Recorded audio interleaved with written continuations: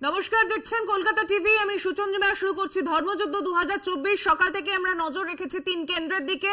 দেশের সাধারণ নির্বাচন শুরু হয়েছে এ বাংলায়।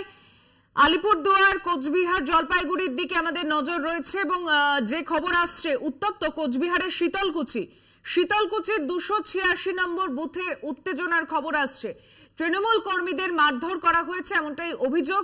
বিজেপির বিরুদ্ধে অভিযোগ আসছে, ভোটারদের ভয় দেখাচ্ছে বিজেপি, দাবি তৃণমূলের। আপনারা যে ছবি দেখছেন, তৃণমূলের পোস্ট করা সেই ভিডিও, যেখানে 286 নম্বর বুথে উত্তেজনা চলছে।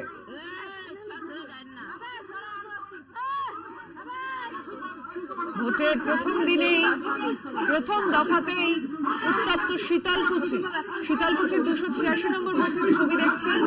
তৃণমূলের পোস্ট করা এই ভিডিও সত্যতা যাচাই করেনি কলকাতা টিভি, যেখানে লাঠি হাতে মারধর করতে দেখা যাচ্ছে একে অপরকে। তৃণমূল বিজেপির দিকে অভিযোগ তুলেছে, ভোটারদের ভয় দেখাচ্ছে বিজেপি, এমনই অভিযোগ করছে তৃণমূল কংগ্রেস।